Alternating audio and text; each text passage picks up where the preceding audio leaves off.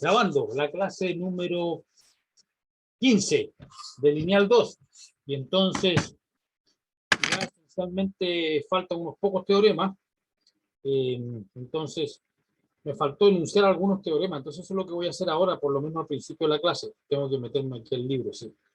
Porque los mencioné, pero no los enuncié y capaz que no los haya demostrado. Me quedaron algunas cosas en el tintero, ya con esta cuestión de hacer ejemplos y hartos ejemplos.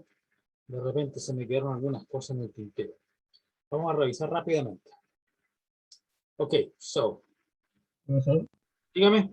¿La prueba va a ser solo diagonalización? Perdón, triangulización. Hasta triangulizar. Hasta, no lo sé, pues, generalmente la prueba, mi regla de oro es que la materia que entra en la prueba es hasta una semana antes de la prueba. Entonces, legalmente, podría entrar la materia de esta semana y de la próxima también. ¿Ya? Y eso ya no va a ser de diagonalización. Entonces, puede ser, depende, pues si tengo suficiente materia para sacar los 4 problemas de la primera prueba con la primera parte del curso, así lo haré, pues si no, voy a poner un poquito del otro, no sé, go to page, o sea, ¿dónde iba yo? ¿Qué iba a hacer yo? ¿Qué iba a hacer? Iba a la página a 210, por lo menos, fue la 190, 210. No sé qué va a hacer todavía si no preparaba la prueba, porque entonces hablamos de espacios invariantes. Vimos el lema crucial para encontrar la más forma triangular. Ok, y me parece que el teorema de diagonalización dice teorema 6, que una matriz de un operador es diagonalizable y sí, solamente si el polinomio minimal tiene el producto de factores lineales distintos. Eso lo he mencionado varias veces, pero no sé si hice la demostración, no lo recuerdo. Me parece que sí hice esa demostración. Yes. Está demostrado ese teorema de que el operador es diagonalizable si y solo si el minimal es producto de factores lineales distintos. Y eso fue una consecuencia del teorema de triangulización. Yes, del teorema 5, donde decíamos que la matriz era triangular. O triangulizable, sí, solamente si el minimal era producto de factores lineales. Probablemente repetido, pero factores lineales. Y si los factores lineales eran distintos, era diagonalizable y viceversa. Me parece que eso sí lo demostraba. Y ahí se acaba esta sección. Ahí se acaba esta sección y este capítulo, porque después viene, después que viene, triangulación simultánea, diagonalización simultánea, y eso no es parte del programa. Después, lo que sí es parte del programa en un año normal, y esto es cualquier cosa excepto un año normal, y el anterior tampoco fue muy normal, menos normal. El 2020 y el 2021 han sido años fuera de lo normal. Entonces, en un curso presencial, de acuerdo al programa, deberíamos cubrir el teorema también de... ¿Dónde está ese teorema? Lo estoy buscando. Claro, entonces aquí... Ok, yes. Si yo hago todo esto, no me va a alcanzar ni siquiera esta clase y la próxima semana me alcanzará, no lo sé, porque después de eso viene el receso, ¿no? Dígame. Ese teorema que mencionó usted, que la matriz diagonalizable si su polinomio minimal tiene factores lineales distintos, ese no lo demostró. No, No lo tengo en el cuaderno. no lo demostró. No lo demostró. Ya lo vamos a demostrar ahora, pero lo que estoy diciendo yo, voy a hacerlo al tiro, ya, pero lo que estoy diciendo yo es que faltan algunas partes del programa. Por ejemplo, sumas directas invariantes, proyecciones, operadores proyectores. Entonces, entonces aquí tengo un problema yo. Tenemos un problema. Bueno, y lo tengo yo y ustedes también. Que el problema es que no hay tiempo, porque con estas 3 semanas perdidas por semestre, estas semanas de, ¿cómo se llaman? Semanas de receso o de descanso, no sé. Entonces, no puedo pasar el programa completo del curso porque me quitan 3 semanas del semestre. O sea, aparte de la semana del... En realidad me quitan 2 nomás porque la semana de las fiestas patrias nunca hay clases, incluso años normales. Pero la semana del 15 de octubre y la semana de noviembre voy a perder 2 semanas. Entonces, en esas 2 semanas de pérdida, yo debería, en un año normal, debería considerar la sección 6.6 sobre descomposiciones en suma directa. Después hablaríamos de proyectores, ¿ya? El espacio nulo, proyectores, etcétera, etcétera, ¿ya? El teorema, la proyección, ¿ya? Y ahí sigo, ¿ya? Después, sumas directas invariantes, ¿ya? Sumas directas invariantes. Después, para llegar a qué cosa, para llegar al teorema, no el 11, no, el teorema 11 no es el cototudo. ¿Cuál es el teorema al que uno quiere llegar? Quiere llegar uno al teorema,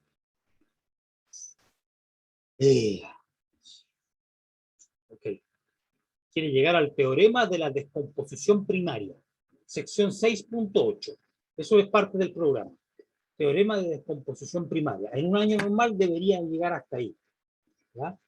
O sea, deberíamos llegar hasta al teorema de descomposición primaria antes de que termine el mes de septiembre. Y me quedan 3 secciones enteras, ¿ya?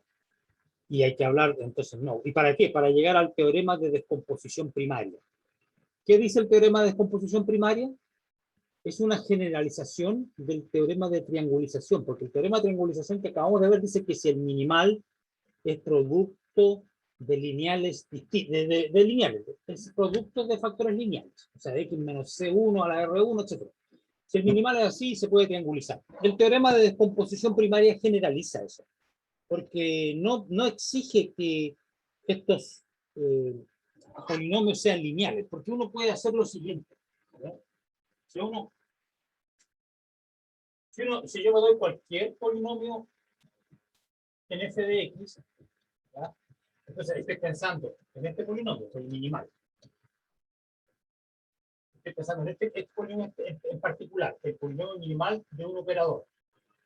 Entonces, si me doy cualquier polinomio aquí en f de x, es posible que yo no lo pueda, es posible que, y hay ejemplos, o sea, si el cuerpo f no es algebraicamente cerrado, no son los complejos, son los reales, por ejemplo, puede suceder que el polinomio p de x, en particular el minimal, no sea producto de factores lineales, pero siempre voy a poder escribirlo como producto de unos polinomios P1x hasta P sub kx, ¿ya? Y estos polinomios P sub i x son polinomios irreducibles. Polinomios irreducibles. Son polinomios irreducibles sobre f. Entonces, por ejemplo, si mi f fueran los números, si f es el cuerpo de los números complejos, entonces los únicos polinomios irreducibles son los lineales, porque todo polinomio tiene una raíz, y entonces puedo dividir, si todo polinomio tiene una raíz c, entonces divido por x menos c, y mi polinomio lo escribo como x menos c por q. El q es otro polinomio sobre los complejos, ese también tiene una raíz, entonces ese tiene una raíz d. Entonces voy a tener x menos c, x menos d, etc. Entonces, siempre yo puedo escribir un polinomio cualquiera, siempre lo puedo escribir como productos de potencias de lineales, si el cuerpo no es complejo. Porque los únicos polinomios irreducibles sobre los números complejos son los lineales. Cualquier otro yo lo puedo factorizar en lineales, ¿no? Pero esto falla si el cuerpo son los reales. Si el cuerpo son los reales, pues estos PDI pueden ser de dos tipos. PDI X puede ser lineal o puede ser un cuadrático. Voy a elegir los mónicos, yo también mónicos, porque me interesan los mónicos, porque el minimal es mónico. Así que estoy suponiendo mónico. Coeficiente libre igual a 1. Entonces el polinomio sobre los reales puede ser un lineal o puede ser un cuadrático irreducible. ¿Qué significa que es irreducible sobre los reales? Que el discriminante b cuadrado menos 4ac, bueno, en este caso la a es 1, no es mónico, pero que esto sea negativo. Puede suceder que yo no pueda factorizar, y hemos visto ejemplos, no pueda factorizar el minimal como producto lineal. Vimos un ejemplo donde aparecía el x cuadrado más 1 como un factor. y se va a hacer de este tipo, x cuadrado más 1 es de este tipo, no tiene raíces reales. Este es un irreducible, un polinomio irreducible sobre los reales. Entonces, ustedes ven que el teorema de triangulización, si yo trabajo sobre R, no es suficiente para describir todas las situaciones, porque van a haber casos donde el minimal no sea producto de lineales y aparezca en cuadrático. ¿Y qué dice el teorema de descomposición primaria que se supone que es el que uno debe llegar en este curso? ¿Ya? Es que dice lo siguiente. Aquí yo solamente voy a enunciarlo, ¿ya? Como digo, para poder... Primero voy a enunciar el teorema de descomposición primaria sin demostración, pero les voy a mostrar que el enunciado tiene un interés más bien teórico, ¿ya? Entonces, suponiendo que ustedes en el futuro necesiten este teorema, que tiene interés más bien teórico, ¿ya? Ustedes la mayoría están estudiando física, ¿ya? Los que están estudiando matemáticas, también podría interesarles teóricamente el teorema, pero la idea es que en estas condiciones de pandemia, lo que estamos haciendo es cubrir la mayor parte del programa de manera que ustedes queden capacitados para aprender esto por cuenta propia, si es que alguna vez lo necesitan, ¿ya? Esa es la idea, ¿ya? Porque algún compromiso es necesario, ¿ya? Como les digo, tiene interés más bien teórico, y el teorema dice lo siguiente. Teorema de la descomposición primaria. ¿Por qué se llama descomposición primaria? Porque esta es la descomposición que corresponde a la descomposición primaria de los números enteros. Por ejemplo, si yo digo el 124, ese número yo lo puedo escribir como, a ver, ya me sale justo una potencia, a ver, esto es 124, así aquí tengo 2 por, ¿esto cuánto es? 2 por 72, no, 2 por 62, 2 por 6, 12, 2 por 2, 4, 124, ¿ya? Entonces es 4 por 30 y 4 por 3, 12, 4 por 31. Entonces esta es la descomposición primaria, porque 2 al cuadrado por 31, y este entonces un primo y el 31 también. Entonces, algo similar a esto ocurre con los polinomios. Yo los polinomios también los puedo escribir en una descomposición de este estilo, y estos polinomios P1 hasta P sub K, ¿qué polinomios son? Los irreducibles, y que va a depender de en qué cuerpo esté trabajando uno. Puede ser que sea lineal o puede ser más complicado, y si yo trabajo aquí con f igual a q, los racionales, entonces hay mucho, hay más, digamos, no sé si muchos, pero sí, claro, hay muchos más, porque puede que haya un polinomio, por ejemplo, aquí hay muchas más clases posibles de polinomios irreducibles. Bueno, o sea, va a ser una subclase, porque resulta que pueden existir polinomios reales como este cuadrático que sean reducibles sobre los reales, es decir, que tengan raíces reales. O sea, que este polinomio cuadrático sea reducible sobre los reales. Por ejemplo, aquí hay uno. Este que está aquí es un polinomio cuadrático que no es de este tipo, porque tiene discriminante positivo, tiene raíces reales, de hecho, son raíz 2 y menos 2, así que este polinomio, este producto, este es un polinomio cuadrático, obviamente, es este.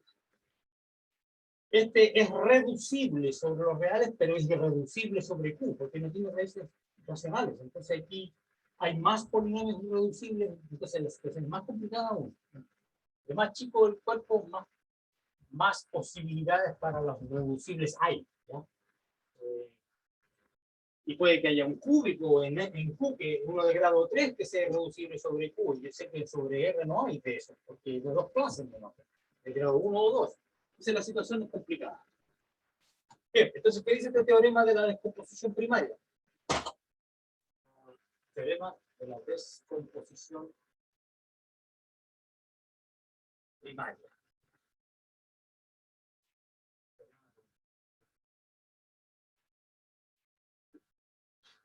Es lo siguiente, sea D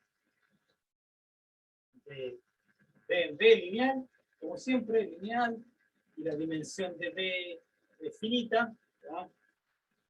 sobre F, ¿ya? Y escribamos el minimal, lo puedo escribir de esa manera, P1X a la R1, entonces ya no voy a suponer que estos son lineales, son irreducibles, ¿no? P sub K de X a la RK. ¿Ya? Entonces, en particular, no depende de que haya valores propios aquí sobre el cuerpo, nada. Ya puede que no hayan valores propios, que esto sea, por ejemplo, que este sea X cuadrado más 1. No hay valores propios sobre los reales, ya si estoy trabajando sobre R. Entonces, no estoy asumiendo nada sobre los valores propios. Pero sí son irreducibles. ¿Ya? Y entonces, y me doy el siguiente subespacio. WI va a ser el espacio nulo o el núcleo de este operador, PIT a la RI. Es decir, de uno de los factores. Y aquí tengo el I varía del 1 hasta el K. Entonces, cuando estamos en el caso donde estos son lineales, es decir, en el caso del teorema de la triangulización, donde dice, el teorema de la triangulización supone que el minimal se escribe como producto de factores lineales, con ciertas repeticiones. Entonces, cuando estamos en esa situación, esto que está aquí es simplemente el kernel de P menos CI para algún CI. Si el P1, si el PI es un lineal, va a ser de la forma X menos CI, y donde CI va a ser un valor propio. Entonces, en ese caso, aquí voy a tener kernel de P menos CI, identidad a la RI, ¿ya? Entonces, eso va a ser, por lo menos con el RI igual a 1, va a ser exactamente el espacio propio asociado al valor propio C sub I. Pero como aquí estamos en mucha más generalidad, no estoy suponiendo la existencia de valores propios ni nada, simplemente defino el W sub I como el anulador, el núcleo o el espacio nulo de cada uno de estos factores, con las potencias incluidas. ¿Ya? Entonces, ¿qué pasa? ¿Cuál es la conclusión? Entonces, el teorema dice lo siguiente, que el espacio vectorial P se escribe como una suma directa de estos subespacios. ¿Qué significa que la suma sea directa? Significa que la intersección de cada uno de ellos con la suma de los demás es cero. Eso para cada uno de los factores. Entonces, una suma directa. La otra manera de decirlo es que cada vector en B se escribe como de manera única, como una suma de vectores en cada uno de estos subespacios. Esa descomposición es única. Y eso es lo que dice, primero, que estos son W1 hasta WK, son como subespacios bloques que forman todo B, porque las sumas son directas. Ya maté el papel mudable, no, ya. Después le pongo piedra y la protección. Anyway, entonces aquí tengo el B, lo estoy escribiendo como una suma de varios bloques. Y estas sumas son directas, entonces los espacios están como así, ortogonales, perpendiculares, como quieran llamar, en diferentes direcciones. Okay. So, anyway, cada uno de estos es invariante. Por lo tanto, el T, si yo lo restringo a cada pieza, ¿ya? Entonces, si yo hago esto, voy a obtener un operador lineal que va de WI en WI, porque me lo mantiene dentro. Entonces, este es un pedacito del T. Está definido sobre un espacio más chico, ya hemos visto esto. ¿Ya? Entonces, este teorema me permite en particular, en vez de ver el operador sobre todo el espacio, mirarlo sobre cada pedacito, cada pieza. Y esto incluso se le da un nombre, se llama T sub I.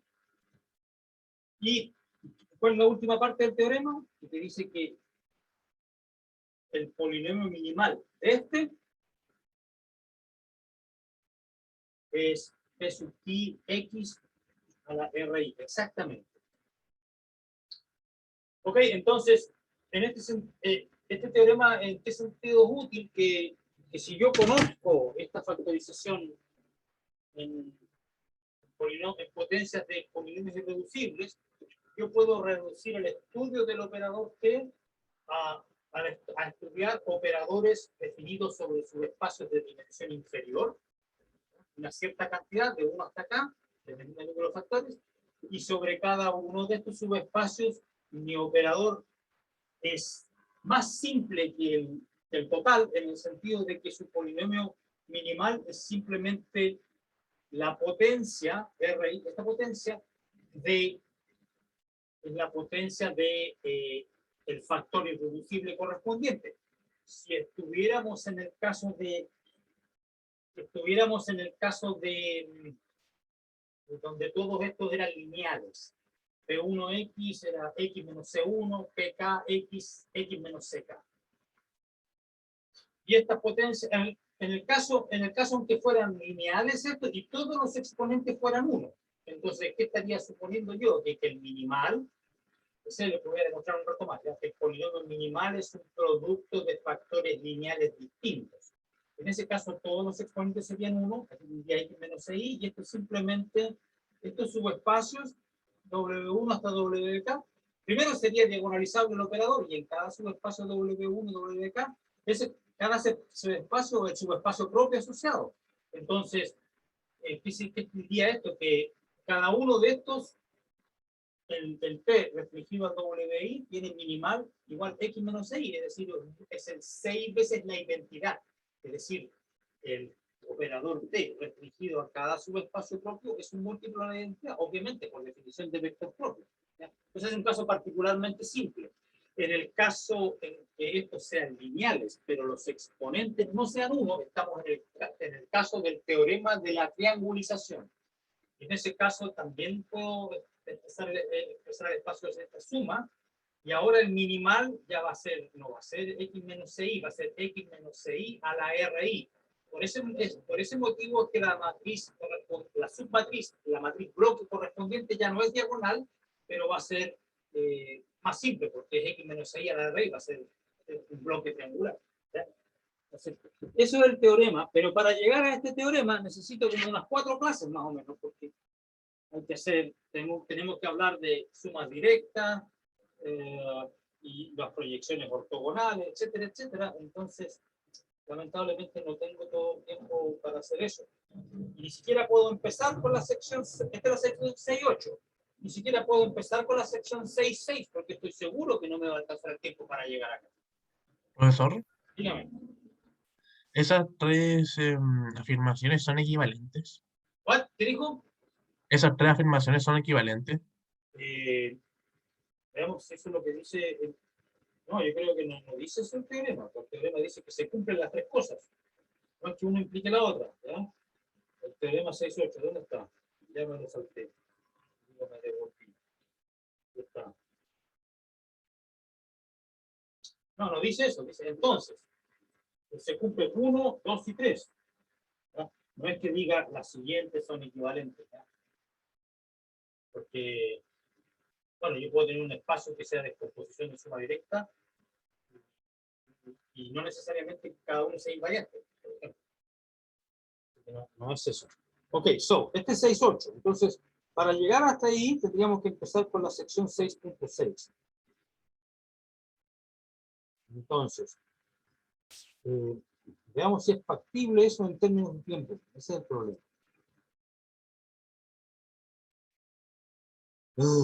So, 6.6. Ok. Entonces, en la página 209, tendríamos que empezar con estas composiciones en suma directa. ¿Ya? Y como les digo, esa es la sección 6.6, y después viene sumas directas invariantes 6.7, y ahí recién podemos llegar a este teorema. Entonces, como les digo, y el interés que tiene no es más bien teórico, no es para calcular, ¿no? Entonces, hay algunas cosas que vamos a tener que sacrificar. Bueno, incluso tengo cosas pendientes ahora. Vamos a la demostración del teorema que no he demostrado, que es el corolario.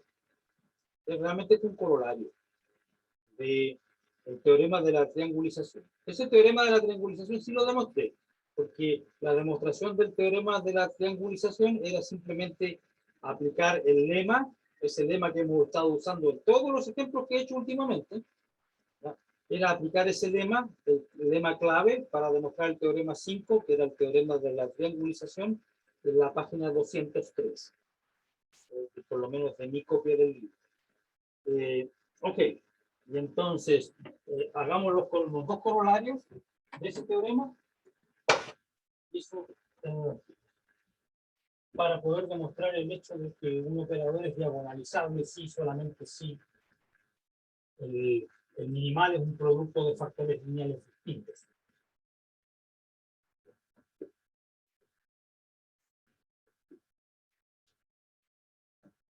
Y el teorema, este teorema que estoy borrando requiere que uno factorice el minimal como producto, o sea, que encuentre la factorización prima.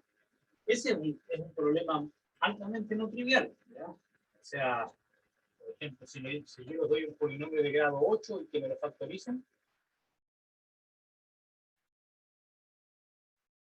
etcétera, que lo factorice como producto de polinomio irreducible, buena suerte. Entonces, como digo, eso no tiene mucha aplicación práctica, tiene aplicación no bien teórica. So,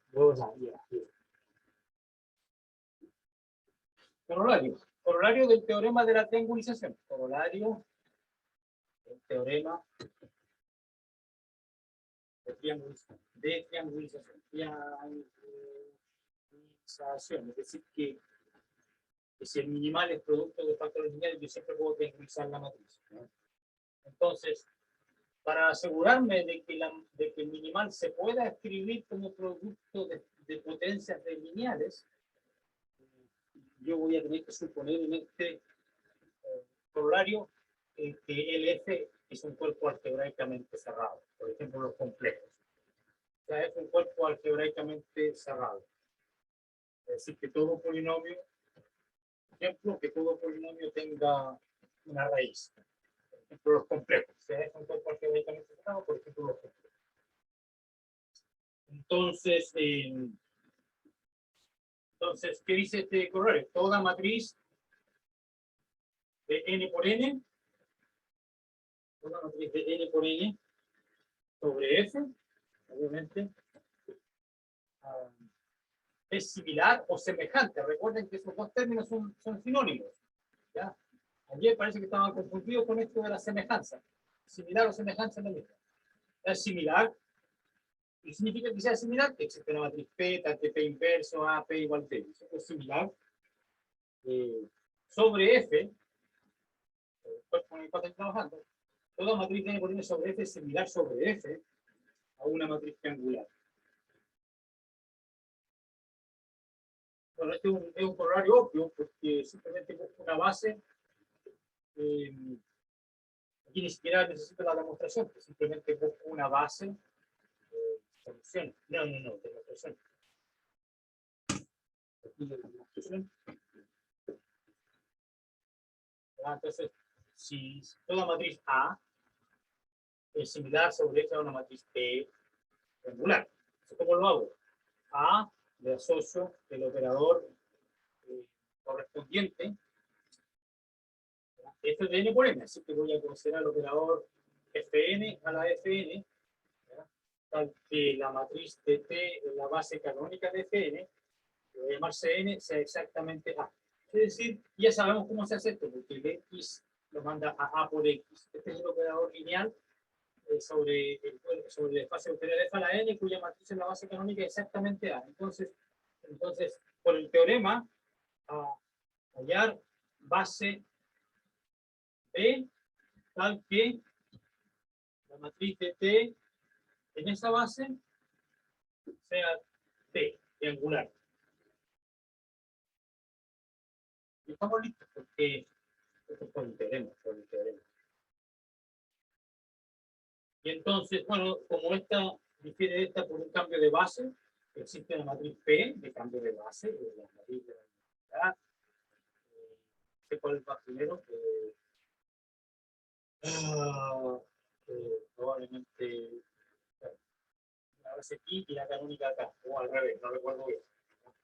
Si me equivoqué es porque la que es P inverso aquí es P y viceversa. Okay. Existe esta matriz P de cambio de base, esta que es P inverso a P es P. Y eso de hecho lo podemos verificar al tiro, porque P inverso, yo voy a ver cuál me sirve ya. P inverso a P va a ser la matriz de la identidad CNB, porque al tomar la inversa se cambian de orden, Aquí tengo la matriz de T, en la canónica acá y canónica acá, ya, esta parece que está bien. Y aquí tengo la matriz de P, la identidad en la base canónica aquí y la base P acá. Eso aquí estamos mal. Ah, ya vuelvo, y voy a ponerme una fotita y ya vuelvo, ya.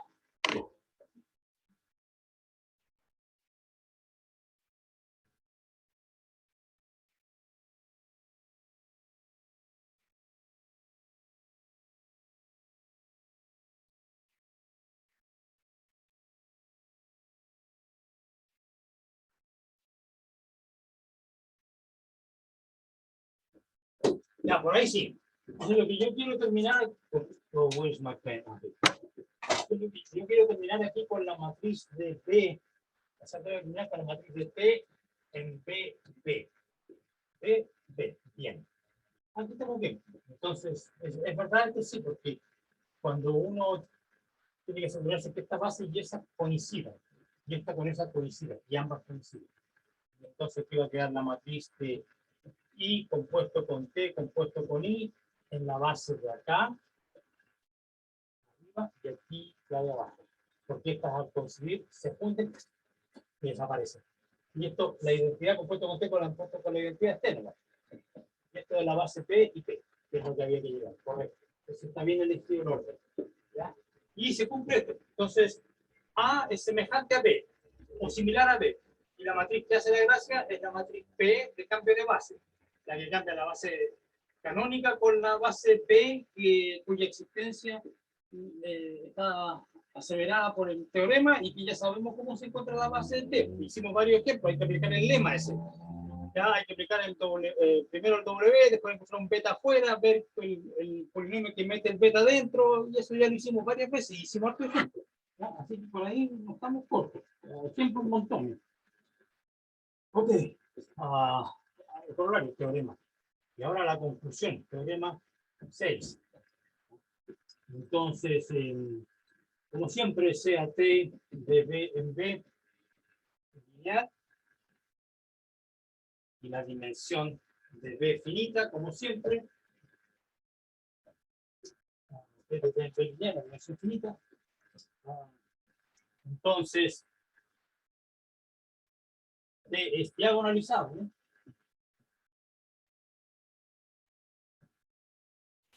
Sí, solamente sí. El minimal es un producto de factores lineales distintos. Una dirección nomás y el C1 CK distinto. C1 CK distinto. Una dirección ya la sabemos, que si es diagonalizable, entonces va a haber una base P, tal que la matriz diagonal. Ya sabemos que cuando es diagonalizable, el minimal realmente tiene esta forma. Y el problema es a la inversa. Entonces ahora, entonces la demostración vamos a hacer una sola parte, que es la no trivial, que es esto, que es el minimal. El minimal es así, demostrar que la T es diagonalizada. Esa es la parte no trivial. Entonces, ¿cómo parte uno? O sea, W, el W es el subespacio generado por todos los vectores propios. Todos los B es generado por todos los B, tal que B es vector propio. De T. Ese es mi subespacio W. Y lo que yo quiero demostrar, entonces, quiero demostrar que el W es todo B.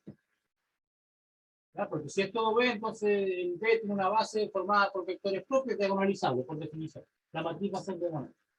La forma matricial. Entonces, por demostrar eso, entonces supongamos que no. Suponer, por contradicción, suponer que el W está estrictamente contenido en B y no es igual a todo el espacio. Obviamente, ¿ya? Entonces, como yo tengo que el W no es todo, voy a elegir un vector afuera. Y después le voy a calcular a ese vector el conductor para que meterlo dentro. Y ahí deberíamos llegar a una contradicción. O sea, voy a usar el lema previo al teorema de la triangulización, que usamos para demostrar el teorema. Ese lema es súper útil, el lema clave que yo le llamo. El lema clave.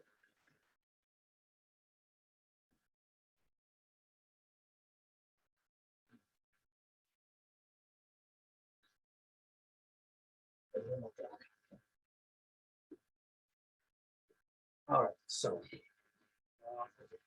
Entonces, por el lema clave, ahí ya está, encontré la palabra por el lema clave, ya saben ustedes a cuál me refiero. Existe un alfa que está en B, pero no en W. Es un momento distinto, sino en todo el espacio. Existe un alfa ahí afuera. Esta es la primera condición del lema, tal que, y la parte 2 del lema decía tal que tenía conductor lineal. Este conductor lineal, tal que yo tomo T menos C con algún, yo creo que un CJ. Yo pongo T menos CJ y alfa, ya, este me lo mete dentro de W. Este es el vector que vamos a llamar beta. Y ya, esa flecha, ya. Estamos hablando de vectores. Por el lema clave, existe un alfa que está afuera, tal que su T conductor es lineal. El T menos C, J y alfa lo mete dentro de W, ya ese le pongo un nombre, le llamo beta. Ya, entonces, por lo tanto, el beta, es combinación de vectores, entonces va a ser una combinación, una suma, va a estar aquí adentro, va a ser una suma de una cierta cantidad. Bueno, ¿cuántos vectores?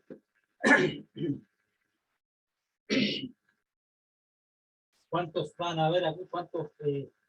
¿Cuántos subespacios van a haber acá? Uno para cada uno de los valores propios. Entonces aquí, esta es la suma del W1 hasta el WK. Digámoslo. W1 más WK.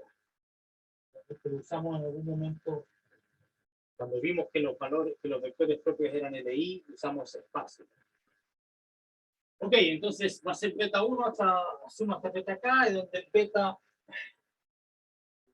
beta I, entonces va a estar en el WI para cada uno de esos WI.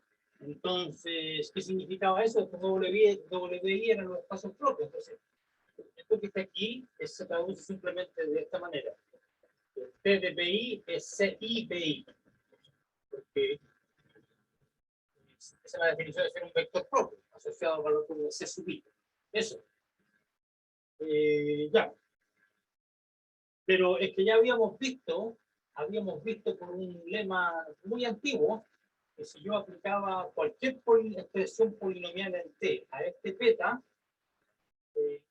cuando yo aplico la misma, bueno, tengo que aplicar HT a cada uno de estos, pero cuando yo hacía eso, no escribámoslo, HT de beta 1 más HT de beta K, pero cuando vimos un lema que cuando el beta I tenía esta propiedad, entonces esto era equivalente a escribir H de I, H de T beta 1 era H de C1, el valor propio por beta 1. Más, de aquí tengo H de CK por beta K. Okay. Yes. Es un lema antiguo. Lo usamos incluso antes de hablar de lo usamos para la diagonalización. Exactamente. Y esto es para todo H. O sea, tengo absoluta libertad para elegir el H a la pinta mía. Ok. Bien, pero ya sabemos que este CJ, bueno, por otra parte,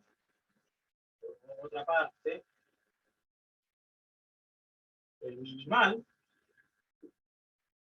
de P va a contener al X menos CJ. De hecho, si X menos CJ, esto apareció en la demostración del lema clave. El minimal era X menos CJ, y aquí en el lema clave le pusimos H, pero se me va a confundir con esto, entonces creamos otro nombre, Q de X. El minimal es X menos CJ, Q de X, porque estoy suponiendo que el minimal es así. ¿No? Porque esa es la dirección que estamos suponiendo. El minimal es así. Entonces, este Q y la gracia es que este Q no se anula en CJ, porque no hay repeticiones. Es todo distinto. Este Q de CJ no es cero. Porque si no tendría x menos c al cuadrado, y saldría otro factor y tendría factores repetidos, ¿no? Entonces, si esto yo creo que lo vamos a usar. Esta condición de QCJ no es cero. Bien, ahí estamos bien. ¿Ya? Y de hecho, ok, no le llamé Q, está bien, aquí en el libro también le llaman Q, porque el H lo tengo ocupado acá. Entonces veamos qué pasa, cuál es el H que voy a elegir ahora. Porque dice ahí tengo elección absoluta, tengo absoluta libertad para elegir el H como yo quiera. Entonces hay que elegirlo de una manera inteligente.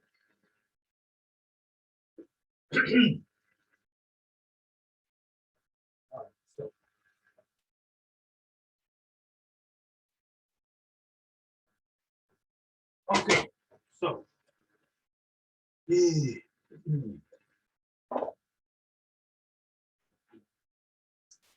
Ya, y entonces ahora voy a considerar el siguiente problema, Q de X menos Q de CJ. Q de CJ no es cero, no importa. Me da lo mismo cuánto valga el Q de CJ. Porque este polinomio Q de X menos Q de CJ, este sí, cuando yo le pongo X igual a CJ, se hace cero. Así que este tiene que ser divisible por CJ. X menos CJ. Y aquí, adivinen cómo le vamos a llamar a este. H de X. Bien. Bien. Entonces, ¿qué voy a hacer yo? Ahora voy a aplicar todo esto al T. Y se lo voy a aplicar al vector alfa. QT alfa menos QCJ, este es un número, así que te multiplica el alfa. Aquí voy a tener, y aquí entonces, obviamente que estos conmutan, esto lo discutimos ayer, que yo lo puedo escribir al revés, así que aquí yo puedo poner H de T menos CJ, y de hecho lo puedo escribir al revés ahora, H de X menos CJ, conmutan. O sea, aquí lo voy a aplicar lo estoy aplicando al alfa. Pero es que este compadre T menos CJ alfa, este es el beta, HT beta. Bien. Ya, y este compadre, ¿dónde vive? HT beta está dentro de W. Porque HT beta es una combinación lineal del beta 1 hasta beta K con números. Así que una combinación está dentro porque el W es un espacio generado por todos estos vectores. Así que esto está en W. Ok, eso está en W. Muy bien. Y se me escapó la página, apreté un botón. Que dice el dedo gordo apretó un botón y quedó la escoba. What the heck? Me fui al lema clave. Oh, shit, discúlpenme. Un problema técnico. Estoy en la definición del conductor, ¿qué habrá pasado?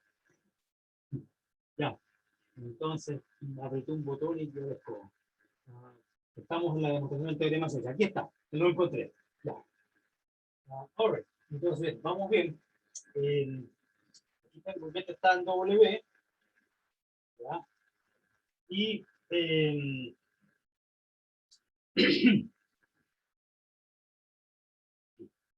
entonces, por otra parte, ¿qué tengo yo? Ese está en W, ¿ya? Por otra parte, lo que yo quiero demostrar y llegar a una contradicción. Lo que yo quiero llegar a la contradicción que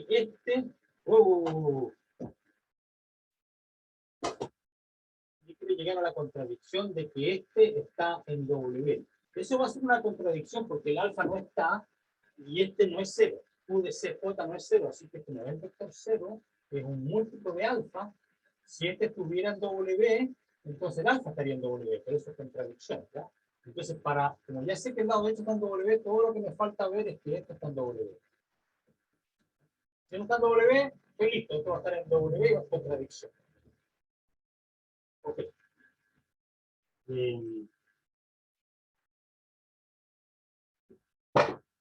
¿Por qué está en W este compadre? ¿Pero qué significa estar en W? de que el W en su espacio generado por el W en su espacio del vector P generado por todos los vectores propios. Entonces me basta demostrar que esto es un vector propio. Te voy a demostrar que es un vector propio para este vector. Si yo demuestro que esto es 0, estoy listo, porque entonces significa que este es un vector propio para P asociado al CJ. Ya, pero es que P menos CJ, Q, por ahí anda. P menos CJ y por Q, esto es minimal. Minimal de P, 0. El polinomio 0 aplicado al vector 0, el vector 0. Bien. Entonces este compadre efectivamente es un vector propio, así que realmente está en W. Este está en W, sí está, y este también. Por lo tanto, este está, y entonces esto implica que el alfa pertenece a W, y esta es la contradicción que estábamos buscando, ¿ves? Estoy buscando un alfa fuera. Entonces no pueden ser distintos, que el W es todo. Y ahí está la demostración de que es diagonalizable. Y tiene su truco, ¿no? Ok, y entonces aquí necesitamos simplemente ver que este estaba dentro de W por el hecho de que este era constante. Era una combinación lineal de vectores W, por lo tanto, son números también. No necesitábamos elegir como lo hicimos alguna vez, cuando elegimos el H, era alguno que se anulaba aquí y no los demás, otra de las cosas. Pero bueno, la idea es similar. Ok, ahí está la demostración que les debía. Entonces ahora ya sabemos oficialmente que una matriz es diagonalizable exactamente cuando el minimal de la matriz es producto de factores lineales. Si no lo es, entonces no va a ser diagonalizable. Es decir, esta es la demostración oficial.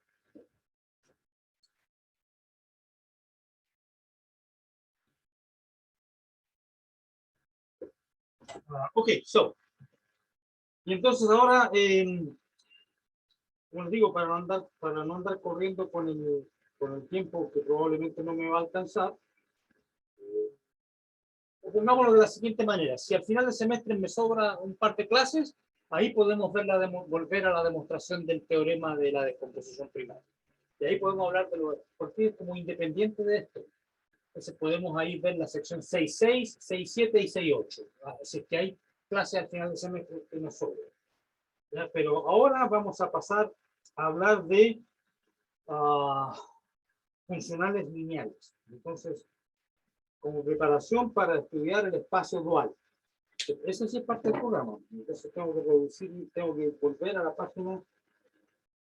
Y no me acuerdo, la 96 creo. ¿Okay? Vamos a buscarla y si no, vamos al índice. Ok, yes, creo que se le puede ir al índice. Eso es más inteligente. Vamos a ir a la página 5. Pero ahí debe enviar el fin del prefacio. Y aquí está el índice. Excelente. Linear Functions, página 97. Ya, página 97, entonces tengo el PDF, elegir como la 104.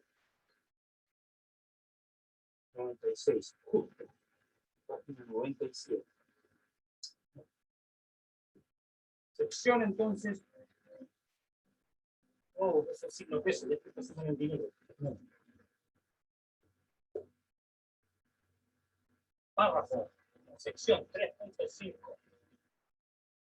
Funcionales lineales. Funcionales lineales. Eso vamos a hablar. Vamos a empezar a hablar hoy. Ok. Entonces sea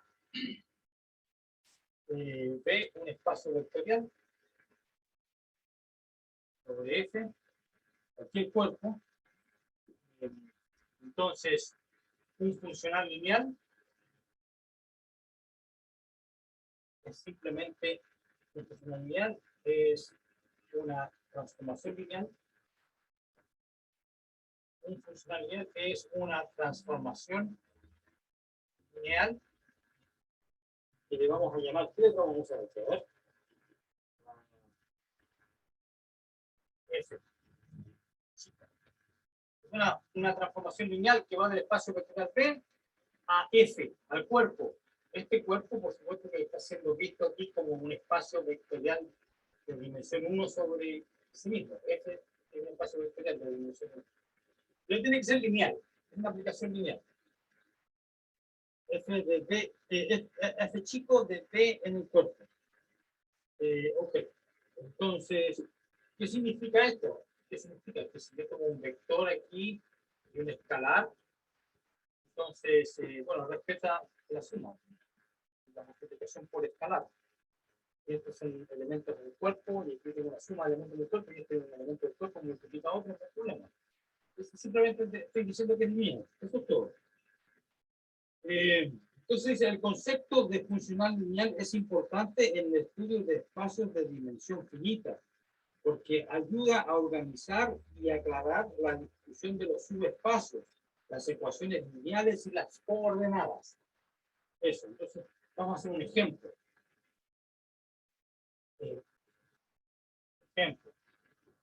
Ejemplo 1. Entonces, sean A1 hasta AN. Profe, Dígame. ¿qué página es? Página 97 del libro en inglés. ¿Ya? Entonces debe ser por ahí cerca de estar en la versión española. Página 97. Sean A1 hasta N elementos del cuerpo. ¿Sí?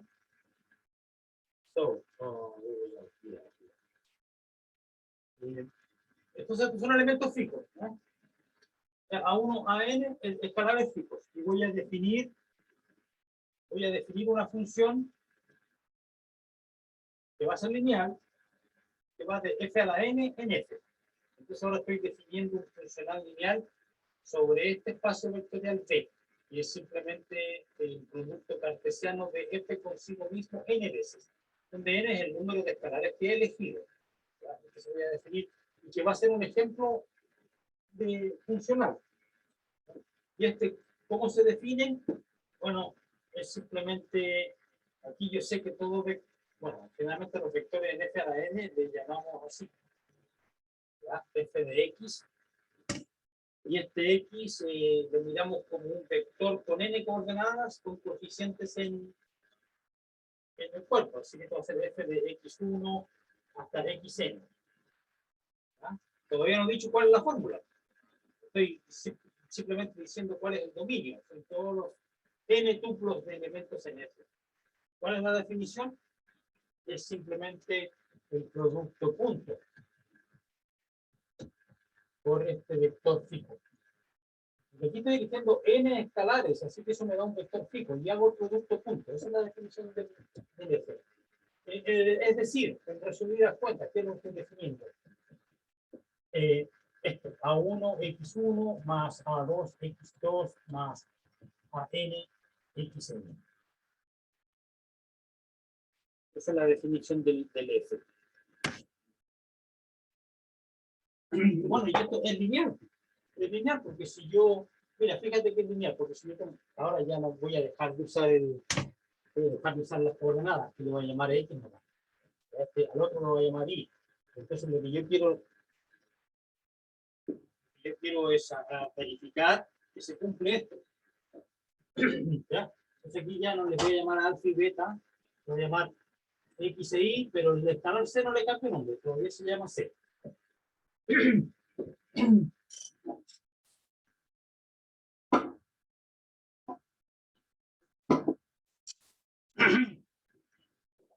Esto por definición, ¿qué cosa es?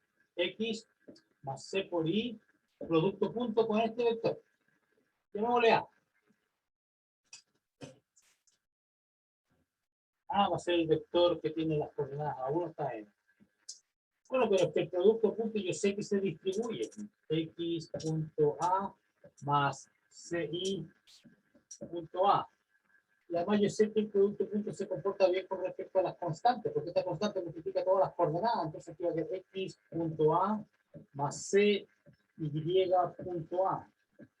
Esto va a ser f de x más CF de Y. Ahí está verificada que es genial. Este es un ejemplo fundamental, básico. Bueno, porque después vamos a ver que todos los funcionales sobre esta área son de esta forma. Para algún vector A. Dice, entonces F es un funcional lineal sobre F a la N. Es el funcional lineal que es representado por ¿cuál matriz? Pues ahora si yo a este funcional, este F es una función lineal que va de un espacio. Recuerden que yo le puedo asociar a cualquier aplicación lineal de B en W, cualquiera sean las dimensiones de B y W, le puedo asignar una matriz. La matriz va a tener n filas y n columnas, donde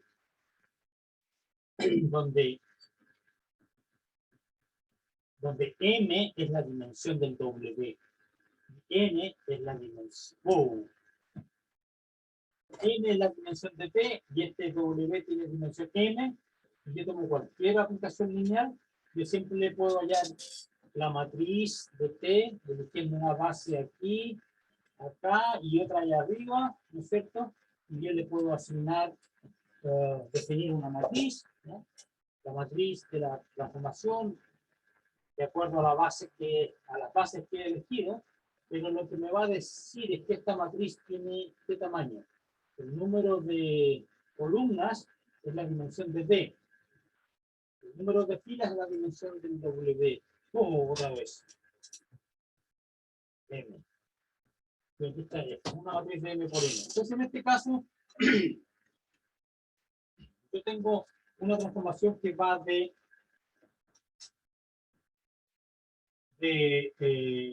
un espacio vectorial B de dimensión n y el F tiene dimensión 1.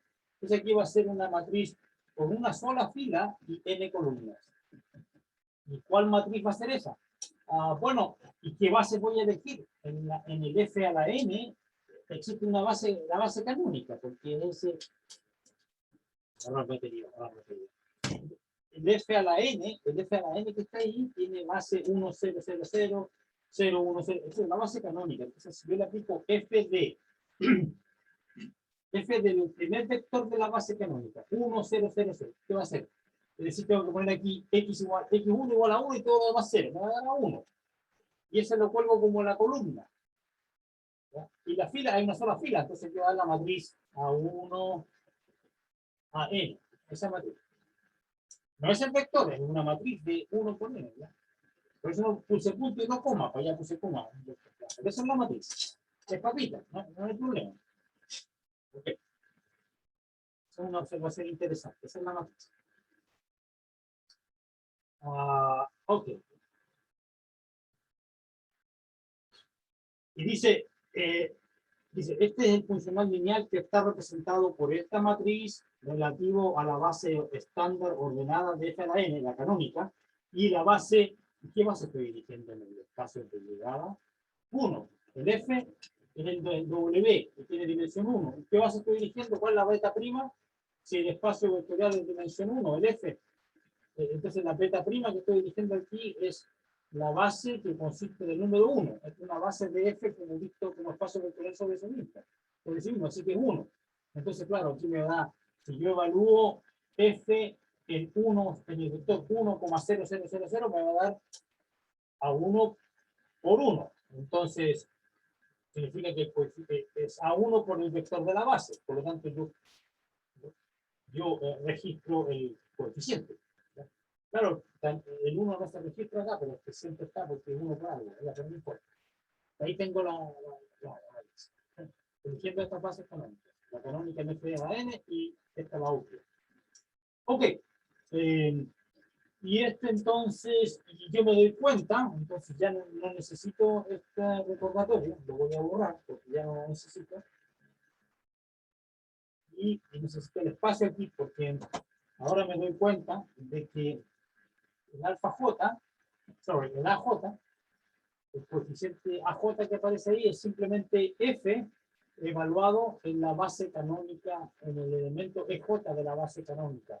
Y el EJ es simplemente 0, 0, y tiene un 1 acá y el resto puro 0. Este es el J-ésimo vector El j-ésimo es vector de la base canónica de f a la n. Aquí tengo esta fórmula.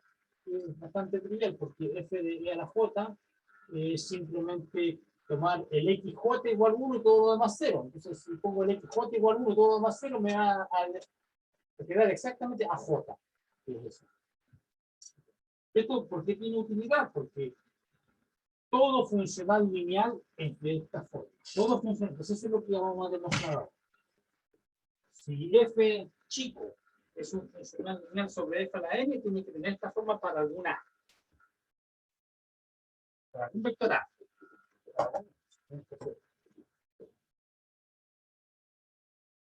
¿Cómo lo demuestro?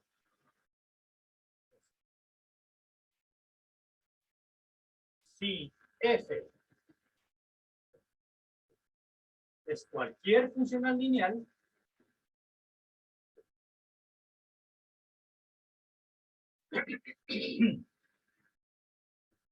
entonces va a ser así. Va a ser exactamente de esta forma.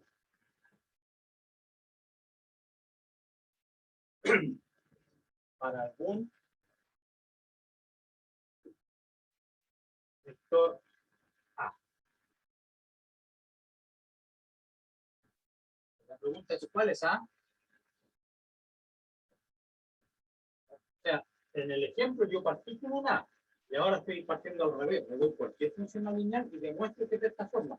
Y lo que tengo que, para convencerlo, necesito decirle cuál es el vector A. Ya, pues entonces, ¿cómo lo hago? Parto de aquí. F es un funcional lineal, así que yo lo puedo escribir así. Un vector, cualquier vector acá en f a la n es simplemente un n tuplo. Bueno, recuerdo que este n tuplo significa escribir es este, x1, e1. Es decir, x1 por el vector 1, 0, 0, 0, más x2 por e2, etc. Más xn por en. Y ahora voy a usar solamente el hecho que es lineal. Este es un número, sale fuera. Escribo otro número, sale fuera. No debería poner una flecha, que son vectores, ¿no? Los vectores la base canónica. Más xn, f de e. Entonces, ¿cuál es el a que me sirve? Es este. El f le aplica a cualquier vector a un elemento del cuerpo. En particular, el vector E1 es un elemento del cuerpo. Aquí está mi primera coordenada. Y todos los demás, aquí tengo las. Entonces, ese es mi a que me sirve. ¿Por qué? Porque aquí yo que el f de x1 hasta xn efectivamente es de esta forma. Esta vez x1 pasa a estar al revés, ¿no? Aquí tengo A1, X1, y aquí tengo X1 por este, tengo de vuelta, ¿no? Y este es mi A1, A2, AN, ¿no? Y cumple con esto. Así que ahí está. Así que ya sabemos cómo son todos los funcionales lineales. Acá. Entonces uno puede decir que yo le puedo dar un nombre al conjunto de todos los F. Van de F a la N a F lineales. Que F es lineal. ¿No? A este conjunto de todos los funcionales lineales le puedo llamar OM por homomorfismo. ¿Ya? No importa. Lineal. En el libro parece que le llaman L. Si usar la notación del libro, ya porque no se lineales de B en F. Eso es todo lo que estoy viendo. Todas las aplicaciones lineales O en F. Está la N. B aquí es en particular esto. Estoy viendo que este es el conjunto que estoy considerando. Y ya vi que este se corresponde con los vectores que yo puedo definir un isomorfismo. Cualquier F le asigno el A correspondiente. Ya sé que en ambos sentidos funciona. Si parto con un A, obtengo un elemento acá. O sea, ya definí esta dirección. La primera mitad de este ejemplo es la dirección opuesta. Y aquí, la segunda mitad, si le doy un F, le puedo asignar un A. Ya, pero ese A, ¿dónde vive? F a la n, porque nuevamente es un vector con n componentes. Entonces, existe una transformación, un isomorfismo natural. Existe un isomorfismo natural entre el espacio de los funcionales lineales de F a la n a F con el espacio vectorial de partida F a la n. Y que manda la F al A, al vector de los A's. Y ya al principio del ejemplo vimos cuál era la aplicación inversa. Y aquí en la segunda mitad vimos cómo asociarle a una F el A apropiado, que es este. Pues esto es un isomorfismo de espacios vectoriales. Y esto simplemente es un reflejo de un resultado que vamos a ver más adelante. Este espacio de los funcionales lineales de un B en un F se llama el espacio dual del F a la F. Entonces esto es un isomorfismo entre el espacio dual y el espacio en sí. En este caso, que realmente no es canónico. O sea, no es, porque depende de una elección. ¿Cuál es la elección? Cuando uno dice que un isomorfismo es canónico, es porque existe independiente de cualquier elección. Este no es el caso, porque aquí, para yo poder definir este isomorfismo, necesité haber elegido algo. ¿Qué elegí? Esta base. La base canónica. Claro, es canónica, es natural, pero igual es una elección de una base, porque si yo cambio la base aquí, voy a tener una situación diferente, porque la base va a ser diferente. Otro isomorfismo voy a encontrar. Otro isomorfismo de un 3 por 2, pero va a depender de la nueva base. Entonces, este es un isomorfismo no natural, porque depende de una elección. Y eso es un caso general. Vamos a ver que el espacio dual es isomorfo consigo mismo, pero no de manera canónica. Depende de una elección, a saber, la elección de una base. Eso es una característica de este tema. Que no hay un isomorfismo natural. Depende del usuario de isomorfismo. Un usuario elige una base, otro usuario elige otra base. Se nunca se van a poner de acuerdo. ¿Cuál es el isomorfismo? Y eso es una mala cosa en matemática, porque uno quiere una construcción que sea universal, que no dependa de la elección. Ya, bueno, es un defecto, nadie es perfecto. En este caso, por lo menos, no son perfectos. Ya, ok. Otro ejemplo. Okay. Dice aquí, ejemplo 2, aquí hay un ejemplo importante. Ejemplo 2. Ejemplo 2. Aquí hay un ejemplo importante de funcional lineal. Sea n cualquier número, sea A una matriz fija. Sea A, sea n un entero positivo, es un cuerpo, A una matriz fija. Bueno, realmente no fija, pero estoy diciendo que así. Voy a definir el isomorfismo, voy a definir el funcional para cualquier matriz. Si A está en MF, entonces ¿cuál va a ser mi funcional? La traza. Esto va a ser las diagonales, los coeficientes diagonales. Yo creo que estamos llamándole con A minúscula, ¿no? Pero mejor hacer esto porque si no se va a confundir con la A chica. Ya. Estos son los coeficientes de manera matriz. A, N, N. Entonces, se llama la traza de la matriz. Y esta función traza es un funcional lineal sobre el espacio. Esta transformación es un funcional lineal y este es el espacio. Donde a una matriz A le asigno la traza de A. Es un número en el cuerpo. ¿Ya? ¿Y por qué es un funcional lineal? Porque si yo hago A más C por B, bueno, aquí tengo que ser el C multiplica a cada uno de los coeficientes de P, de la matriz B, y entonces en particular va a multiplicar a todos los coeficientes de la diagonal, y entonces aquí ustedes ven va a quedar A, eso va a quedar una suma.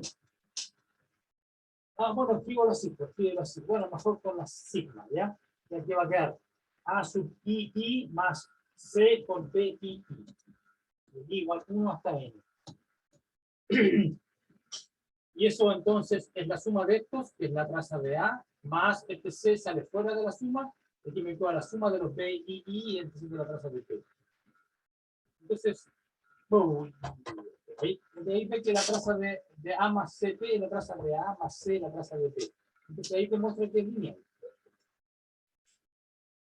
Ok, y aquí, bueno, no sé si esto depende de alguna elección de base, no veo ninguna base que haya sido elegida acá. Simplemente le aplico una matriz, le doy la suma de la diagonal. ¿Y por qué estoy mencionando eso? Porque lo que pasa es que recuerden que el espacio de la matriz de n por n es isomorfo esto es isomorfo a f a la n cuadrado. Pero ahí también depende este isomorfismo de la elección de la base. Y ahí se dice la base canónica. Entonces, es un... No hay una correspondencia entre el ejemplo 1 y el ejemplo 2 que sea independiente de una elección de una base. Eso es lo que quiero decir. Es un ejemplo esencialmente distinto. Profe, Dígame. yo no entiendo cuál es la diferencia entre un funcional lineal y una transformación lineal. Un funcional lineal se le llama así. Pues, primero, un funcional lineal es un tipo especial de transformación lineal. Y cuando yo escucho la palabra sea F, sea T un funcional lineal. Entonces yo sé inmediatamente que es una aplicación de un espacio vectorial B, pero que no va a otro cualquiera. El conjunto de llegada es F, el cuerpo, eso es todo. ¿No? O sea, es un funcional lineal, es una transformación lineal que la imagen de los vectores son números, no otros vectores. Eso es todo. ¿No? Entonces, ¿cachai? ¿No? Entonces uno dice, si me dicen sea T una transformación lineal, yo me digo, T, T, T, W. Pero me dice, oye, sea T un funcional lineal. Entonces, parte en B, pero va para la S. Esa es la diferencia entre el funcional lineal. Ambas son lineales. Y un funcional lineal es un tipo particular de transformación lineal. Eso es más general.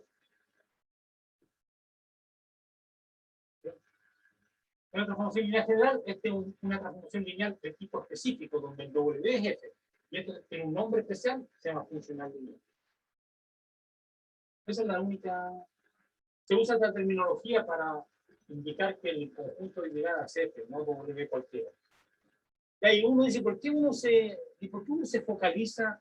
¿Por qué son importantes estos funcionales lineales? ¿Por qué son importantes? Bueno, porque uno puede... porque uno en el fondo, lo que uno quiere hacer es estudiar la estructura de B. Entonces, si yo elijo una transformación arbitraria para estudiar la estructura de B con un W arbitrariamente complicado, no va a tener mucho éxito, pero es que este W de llegada es súper fácil, pues el cuerpo F nomás. Y además existe un principio de dualidad que se llama, que yo puedo definir un pareamiento, yo puedo parear un vector con un funcional lineal. Entonces a este le vamos a llamar, recuerden que el conjunto de todo esto es, se hacía el nombre ya por ahora. Ya vamos a definir oficialmente. Entonces existe un pareamiento natural, porque a un vector B y a una función B le puedo asignar un número, S, F en D, el número en F. Entonces, cualquier información que yo conozca sobre este espacio, la puedo relacionar con información sobre este espacio mediante este pareamiento, ¿verdad? Etcétera, etcétera. Entonces, aquí hay un principio de dualidad. O sea, este espacio vectorial y este espacio vectorial son distintos, pero existe una dualidad entre ellos. Cualquier resultado aquí se traduce en un resultado acá, gracias a esta conexión que hay entre ellos. Esto es importante en matemáticas. Es importante, por ejemplo, a ver. Y bueno, que ya es más complicado, pero por ejemplo, existen, a veces uno quiere estudiar unas superficies complicadas, así, ¿ya? Variedades complicadas de dimensión grande, pero para cierto tipo de variedades complicadas existe un pareamiento entre los ciclos de dimensión 1, es decir, las curvas y los ciclos de codimensión 1, es decir, los hiperplanos, los espacios que son bien grandes, que están cerca del total. Entonces existe una dualidad de ellos, información aquí, da información acá y viceversa. Entonces, la dualidad en matemáticas es un tema importante. Y lo estamos viendo en el contexto de los espacios vectoriales, que es súper simple comparado con esto. Pero igual hay que verlo. Esto entonces es lo que estamos desarrollando. Este se llama el espacio dual. Ahí viene el concepto de espacio dual, por eso se llama así. Ok. Este le vamos a dar el nombre. Pronto lo vamos a llamar así, T estrella. Y se va a hacer el espacio dual de D. Este es el pareamiento canónico de dualidad entre ellos. Pero todavía antes de llegar a eso me falta dar más ejemplos. Ahí tengo el 2 y necesito el ejemplo 3. El ejemplo 3.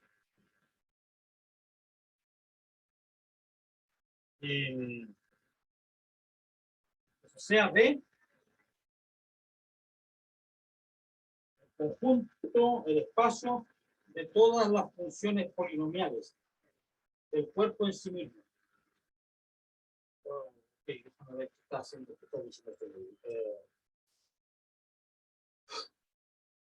No le llama polinomio, le llama. O sea, ve el espacio de todas las funciones polinomiales.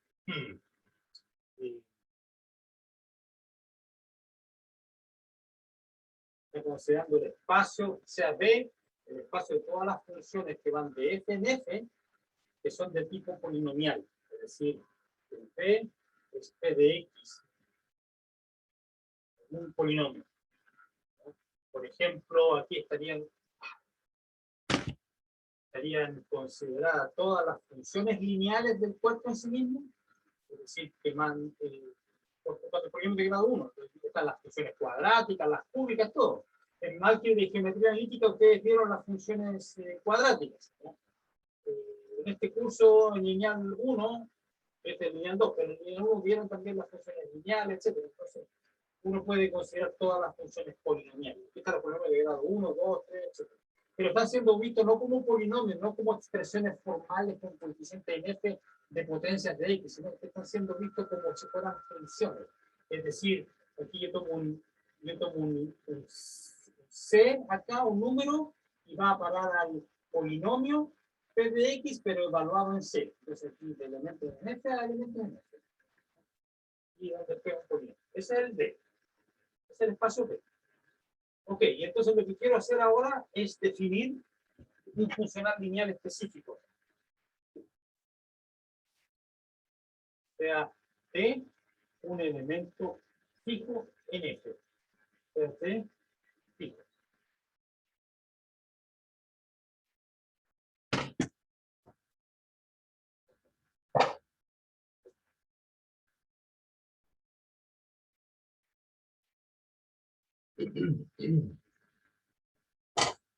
Se un elemento fijo. Ouch, come on, qué frío. Entonces voy a definir una función, un funcional. L por lineal. ¿Ya? Y T, porque depende del T fijo que estoy haciendo. ¿Y este de dónde va a partir? Va a tomar un vector y lo va a mandar al cuerpo, porque yo quiero que sea un funcional lineal, no una transformación lineal arbitraria, no una general, quiero que sea de este tipo, que tenga imagen en el cuerpo. ¿Y cómo se va a definir?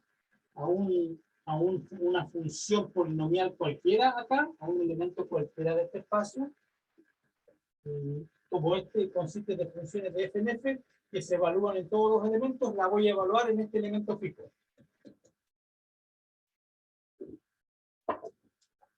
¿Ya? Así que este es un funcional, es un funcional lineal. ¿Por qué es un funcional lineal? Esencialmente por la definición de la suma de funciones, P más C por Q. Recuerden ustedes que esta definición de la suma de funciones se define, C, mala elección, ya, lambda. O sea, en el escalar, ¿ya? No con una que esa es variable que está en F. Aquí le pusimos lambda al escalar, ¿ya?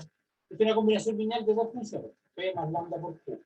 ¿Cómo se define la combinación lineal de dos funciones? Bueno, se define diciendo qué le hace a cada C del cuerpo F. Y esto por definición es que este era P de C más lambda por Q de C. Esa fue la definición de la suma de funciones. Multiplicación por escalar. Multiplicación por escalar y la suma. Ok, esa es la definición. ¿Qué hago acá? La definición de esto es evaluar la función en T. Ya, pero por esta definición, esto es lo mismo que hacer P de T más lambda por Q de T. Ya, pero que P de T es LTP. Y el lambda se queda ahí, y este es LTQ. Entonces ustedes ven, respeta la suma, las combinaciones lineales. Por lo tanto, es un funcional lineal. LT es un funcional lineal. Pero este espacio P ya no es el de F a la N del ejemplo 1 y tampoco son las matrices de N por N del ejemplo 2. Es un espacio de funciones, ¿no? Y aún así puedo definir el concepto de funcional lineal.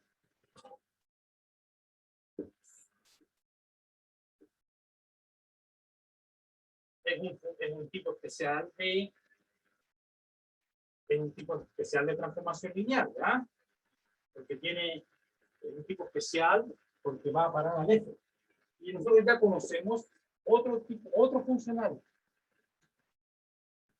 definido sobre B, pero que no va a parar a F, va a parar a B, que a una función polinomial le toma la derivada. También es el lineal, es el operador de diferenciación. Pero esta es una transformación lineal que no es un funcional lineal, porque el B no es el F, y aquí están todas las funciones polinomiales de todos los grados, entonces, claro, reduce el grado al diferencial, pero igual es un operador lineal más o menos complicado, la derivada. En cambio, y el conjunto de llegada es B, aquí el conjunto de llegada es F, y esto es simplemente evaluar, el funcional de evaluación en un punto fijo. Ya, pues ahí está, para enfatizar la diferencia con los funcionales, con las funciones, con las transformaciones lineales arbitrarias. Entonces, para hacer hincapié en eso, de que simplifica la vida que este sea F, de llegada. Dice, sobre este ejemplo que estamos viendo, uno usualmente describe esto diciendo que para cada T, evaluación en T es un funcional lineal. Evaluación en T es un funcional lineal. Sobre el espacio de las funciones polinomiales. Dice, quizás deberíamos hacer hincapié en que el hecho de que las funciones sean polinomiales no juega ningún rol en este ejemplo. Yo puedo considerar, ¿qué quiere decir eso? Que yo puedo considerar el B en conjunto de... Aquí voy a llamarle... ya le voy a llamar F nomás. A ver si le llamo F, me va a confundir con la F del ejemplo 1. Ya, phi, todas las funciones. F es función, no, es función. Nada más, no tiene por qué ser polinomial. ¿Ya? Entonces yo también puedo definir el LT como una función, le evalúo. Eso es todo. No tiene por qué ser polinomial, eso es lo que está diciendo. Ya, pero ustedes ven que este espacio puede ser súper complicado y que yo sea capaz de relacionarlo con un espacio súper simple a través de una aplicación lineal es una cosa positiva, ¿no? Porque, por ejemplo, ¿qué pasa con el núcleo de esta transformación lineal? El núcleo va a ser un subespacio aquí de codimensión 1. Si tiene dimensión n, el núcleo tiene dimensión n menos 1, probablemente. Porque tiene dimensión 1, a menos que este sea idénticamente 0, pero no lo es. Entonces, estoy como estratificando el B, ¿me entienden? Bueno, es una estratificación bien ordinaria, porque dos pasos nomás. Pero en vez de estudiar el espacio completo, con esta aplicación, ahora puedo estudiar el subespacio de todos los phis acá, tal que se anulan acá, el núcleo, ¿cachai? Entonces ya no estoy estudiando todo el espacio, lo estoy estudiando un pedacito. Bastante grande porque tiene codimensión 1. ¿Ya? O sea, este tiene dimensión 50, este tiene dimensión 49. Estoy simplificando algo. Ok, y entonces con todas las funciones que se anulan en un punto, entonces claro, puedo estudiar esto. Ahora me dice, no, es que es igual de complicado. Bueno, definamos otra función que vaya de aquí en un espacio más simple y así. Ese es el objetivo de hacer todas estas definiciones. Así uno hace matemáticas. Tiene un objeto complicado y trata de estudiar pedacitos de él. ¿Ya? Hacer, qué sé yo, una estratificación, así como ya, este va a ser el P1 y después lo encuentro un P2, así, y entonces aquí obtengo lo que se llama una estratificación o una bandera, también se llama una bandera. Aquí el espacio P es complicado, este es menos complicado, este es menos, y casi el penúltimo, porque el último es 0, el penúltimo va a ser chiquitito en general, porque se me explica los pedacitos. Así funciona la matemática.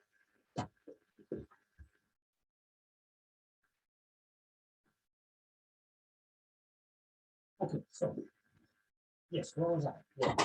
No tengo tiempo, pocaso. Ahí, me alcanza el ejemplo 21, el siguiente, ejemplo 4. Ya, este se acabó este ejemplo. Y el último, ejemplo 4, el último de esta clase por lo menos. El último de esta clase es, dice, este puede ser el más importante funcional lineal de toda la matemática. Así de simple. No se anda con chicas, sea AB, un intervalo cerrado del R. O sea, B, el espacio de todas las funciones continuas definidas sobre este intervalo. Sí, porque espacio importante en el análisis funcional. Entonces, son todas las funciones f de AB en R, tal que f es continua. Pero aquí hablando de la topología de R, ¿no? Una función continua y con valores reales. Entonces, aquí está el más importante de todos los operadores.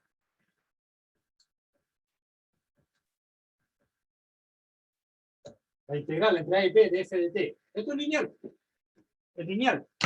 Es lineal porque si yo hago L de f más lambda por g, me va a quedar la integral de f de t más lambda por g de t, y nosotros sabemos que la integral es lineal. Lineal, en el sentido que se parte esto de la suma de integrales, ¿no es cierto? Cálculo 1. Ya, aquí tiene el más importante de todos los funcionales. ¿Ya? Entonces, todo lo que hagamos sobre funcionales lineales se aplica en este caso en particular. ¿Ya? Y eso es aplicaciones del álgebra lineal a análisis funcional. Entonces uno puede aplicar esto en el espacio vectorial de dimensión infinita. Uno puede hacer muchas cosas. Ya, bueno, se me acabó el tiempo. Nos vemos la próxima semana, muchachos, ¿ya?